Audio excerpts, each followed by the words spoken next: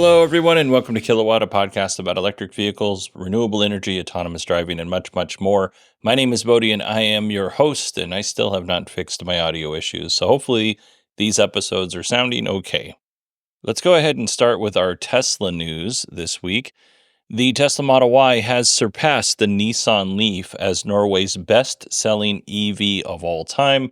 Norway is, if it's not the biggest country for electric vehicles, it's one of the biggest for sure.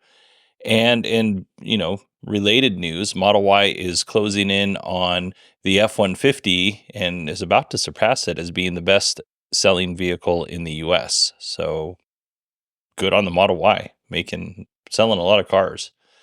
Let's see. Tesla started rolling out FSD version 12.5.5 to Cybertruck. Initially, this is going out to employees and Tesla's early access folks.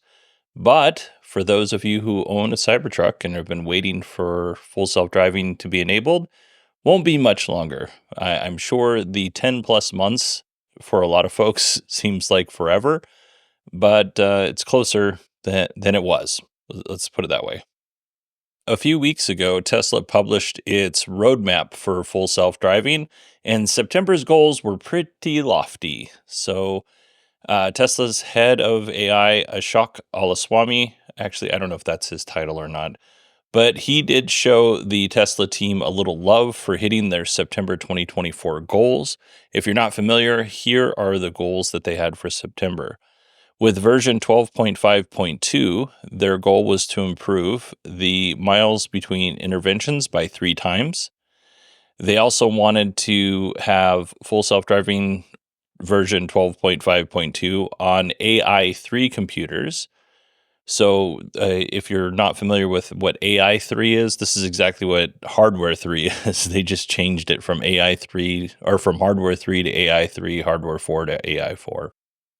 They also wanted to release actually Smart Summon, or ASS.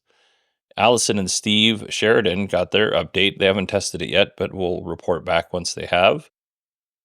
Cybertruck will get Autopark, and it did. Eye tracking with sunglasses, end-to-end network on the highway, and then releasing full self-driving to Cybertruck. And we've already covered that. So this is September 30th as I record this episode, and we are in the last day of September. So they've completed all of these goals. So congratulations to the AI team. Now, October, a little less ambitious, maybe. I don't know how hard these things are. The list is much shorter, let's put it this way. In October, their goals are unpark, park, and reverse in full self-driving. With version 13, their plan is to improve miles between necessary interventions by 6 times. September was 3 times, so they want to make a 6 times improvement on that. And in November, they're looking at getting FSD approved in Europe and China, but of course, that's all based on regulatory approval and not a lot when it comes to the team. Like, the team has to get those ready, but once they're submitted, it's up to the regulatory authority to approve that. But this is encouraging.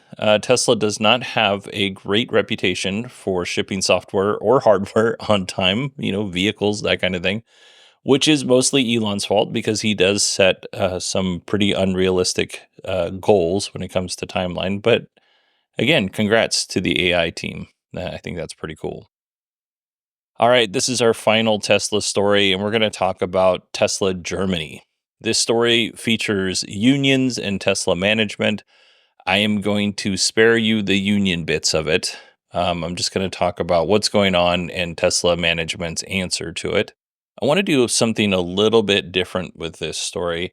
I would like your feedback, and I'm gonna play your feedback on the show. So if you don't mind, I would like, if you're interested in participating in this, record your thoughts in audio form and then send them to me, and I'll put them on the show as long as they're clean and coherent and make sense, right? If we're just rambling, I can't do that. But you don't have to be perfect at this. I certainly am not, and you all listen to me. But record your thoughts, send them to me, and I'll put them on the show. Now, if you're really shy and you're like, well, I don't want to put my voice on audio because it sounds weird, well, I'm with you. My voice sounds terrible, I think.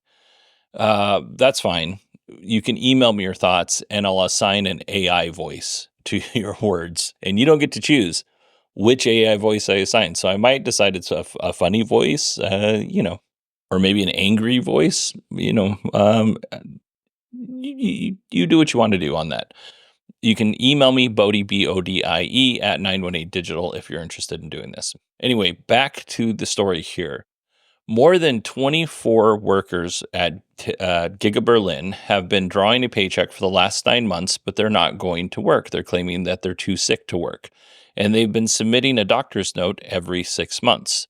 So Tesla sent managers out to the home of these 24 plus employees with the goal of checking on them. Now, this isn't a, hey, we just want to make sure that you're okay kind of visit. According to the site manager, they were making sure that these employees weren't abusing Germany's generous labor protection laws and just calling out, sick every 6 weeks with a doctor's note and saying, I'm not able to work, but I'm still going to draw a paycheck, which on one hand, I can understand. Tesla's management argued that the call out time for their full-time employees was really high. Like, just to give you an example, contract employees that work with Tesla full-time employees but aren't full-time employees call out 2% of the time, whereas full-time employees, Tesla employees who work the late shift or Fridays call out 5% of the time. And, it's not uncommon for Tesla to have 15% all the way up to 30% of the plant not show up because they called out sick. So Giga Berlin's plant manager said that home visits were a common practice in the industry, and Tesla wanted to appeal to the employees' work ethic to come back to work. Now, this is what I would like you to send me, if you don't mind. What are your thoughts on this? I hesitate to give you a prompt other than what are your thoughts? I don't want to lead you in any direction. So you can, again, email me, Bodie, Bodie, at 918digital.com. All right, that concludes our Tesla segment.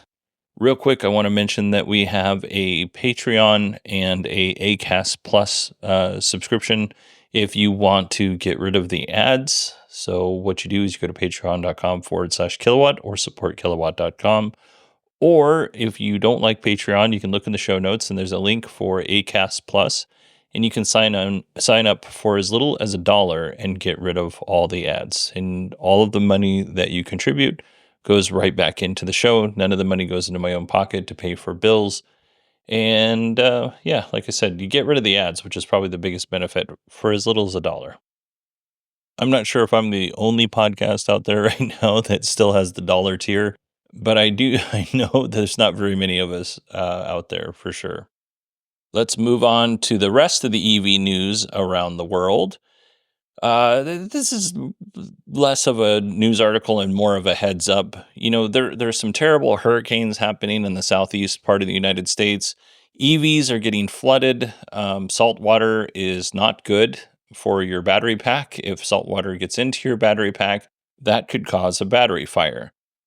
So if you are in one of these areas and you suspect that you might have ingress of salt water in your battery, I would just err on the side of caution and take the appropriate measures, like not parking your car in the garage, parking it away from potential exposures like your house or other vehicles, just until you can confirm that there hasn't been any damage to the vehicle from the salt water.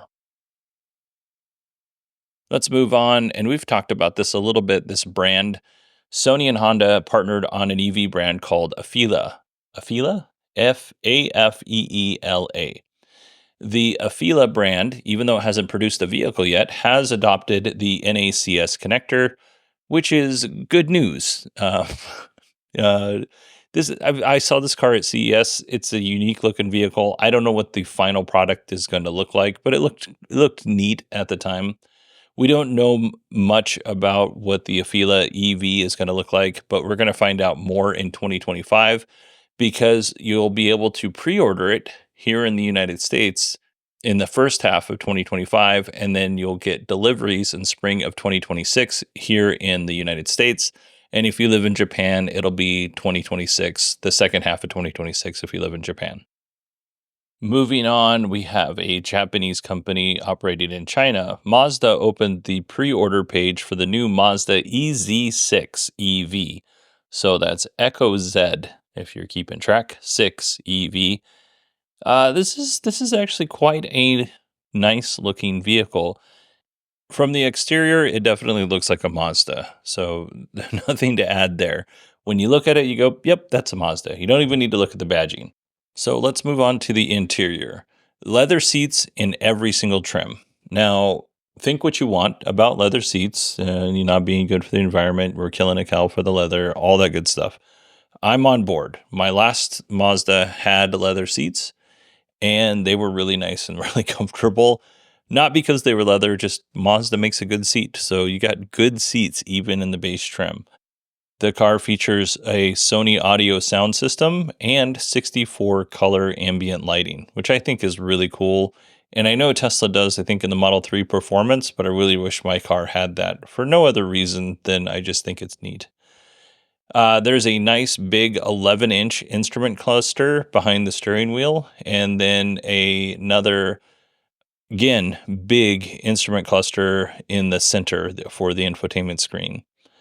Another thing, I should have mentioned this with the seats, but another thing that's interesting that the seats do is they are nearly lay flat seats. So if you're in the front seat, you can almost lay completely flat to take a nap while you're charging, or if you just need a break. While you're laying flat, you can look up at the big, beautiful panoramic glass roof above. Moving on to the powertrain, you're looking at it's going to be single motor in the base model, 190 kilowatts or around 254 horsepower, top speed of 170 kilometers an hour, which equals out to 105 miles per hour, which is pretty fast. This is where I'm a little skeptical, to be honest with you. The car has two battery pack options, 56 kilowatt hour and 68 kilowatt hour. According to Mazda, they're claiming that will give you a range of 480 kilometers with the 56 kilowatt hour battery pack, or 600 kilometers with the 68 kilowatt hour battery pack. That's 298 miles or 372 miles, which really good numbers. I'm skeptical, that this car is actually getting those numbers. Every country has their own way of calculating range. So maybe in China, they can actually hit that number theoretically, but in reality, I don't know what it's going to actually look like. But the starting price is below $25,000. So if this car is able to come close to any of the features that I talked about, there is a lot of value packed in that $25,000 vehicle for sure. Now, initially it's going to be released in China, but I'm sure that other countries will follow. I think we can all agree that EV affordability is an issue. We're seeing EV prices coming down a little bit, but by and large, EVs are still pretty expensive, except in places like China, which we just talked about. According to JD Power, the average EV purchase is approximately $13,000 more than your typical ICE vehicle, and the average cost of an EV is about $58,000, which is, expensive. So automakers really have two issues here. One, they need to entice the people who can actually afford EVs to purchase them over an ICE vehicle, right? Pull that trigger and buy the vehicle. And then the other one is lowering the cost of EVs so more people can afford them, which is difficult but not impossible to do. But it's definitely harder than automakers thought it would be, for sure. So what can automakers do in the meantime to make EVs more appealing to those who can afford them? So Ford and Chevy have thoughts on this. They have a plan, I should say. Let's start with Chevy. Chevy right now is dropping the starting price of the Chevy Blazer EV to $45,995. And this is a front-wheel drive vehicle, no word on range as of yet. That will be available next year, but we're looking under $46,000 for a Chevy Blazer EV entry model. All of the Blazer trims actually are getting a modest range and horsepower increase, as well as a little bit of a price cut, which is nice to hear. Now, that's great, but not everybody can afford a $46,000 car. So the even more affordable 2025 Chevy Equinox EV-LT is finally getting delivered to dealerships. So the EV-LT Equinox starts at $35,000, but tax credits, so you can actually get that for 27,000-ish dollars with the tax credits, which is just a really good price for a brand new EV. And the Equinox EV-LT has over 300 miles of range. It's right around 319. The downside is it doesn't have the best, charging capabilities. It's 150 kilowatts of DC fast charging, and that'll get you about 77 miles of range in 10 minutes. So not as slow as the Bolt, but not as fast as some of these other vehicles. The EV-LT is also front-wheel drive, but it does come with this beautiful 11-inch digital cluster behind the steering wheel, instrument cluster, and then a big old 17.7-inch infotainment screen. Again, just like the Mazda EZ6, there's a lot of value packed in this car. So if you're interested in a new EV under $30,000 with the tax credit, definitely check out the Equinox EV-LT. Now, finally, GM is also putting on a series of EV training workshops in the United States to help dealers and salespeople understand GM's EV offerings. This makes a lot of sense. So in the classes, employees of these dealerships will get to drive General Motors EVs, but they're also going to get to drive EVs from third-party automakers. Currently, they've already held classes in New York, Texas, and Atlanta. And there are some upcoming classes in Nevada and Indiana, and more to come. And if this all works out really well in 2024, GM said that they may extend the classes to 2025 if there's enough demand. As you can imagine, the overall goal of these classes is to dispel misconceptions about EVs and, give correct and proper information to the sales folks. And then educate people on the charging infrastructure and how to charge and EV range. And GM's got some cold weather technology and they can demonstrate with that. And then, they'll have cost comparisons with ICE vehicles and I'm sure other EV vehicles as well. But the thing that I thought EV vehicles, I think that's maybe redundant. Not, I think it is. But what I thought was like the coolest thing is they're going to allow dealership employees to drive General Motors EVs and EVs from third-party automakers. Now, I did say that, but I skipped past it really quick. I think this is great. It's a great way to let your sales folks become familiar with Teslas and the Ford Mach-E's and so on and so forth, so that when they're trying to sell a car to somebody and they're like, well, I really like that the Hyundai Ioniq 5 has these 3 features. Now the salesperson at that dealership is familiar with this vehicle and can, mount their sales pitch as to why you should buy a GM EV over a Hyundai EV, for instance. So I think this is really smart on GM's part. Now, for Ford, Ford has a similar but different plan. Starting on October 1st, if you buy a new Ford EV, Ford will be giving you a free home charger. This is a part of Ford's new Power Promise. The goal, again, is to correct misconceptions about electric vehicles. So Ford's analytics suggests that potential Ford buyers who are on the fence about buying an EV have concerns about range, cost, and quality concerns. So with Ford's Power Promise, the company, I don't like Ford Power Promise. Not my great. I don't love the name. Anyway, the Ford Power Promise is focusing on 5 different areas. So range, charging, battery health, home charging, and timing.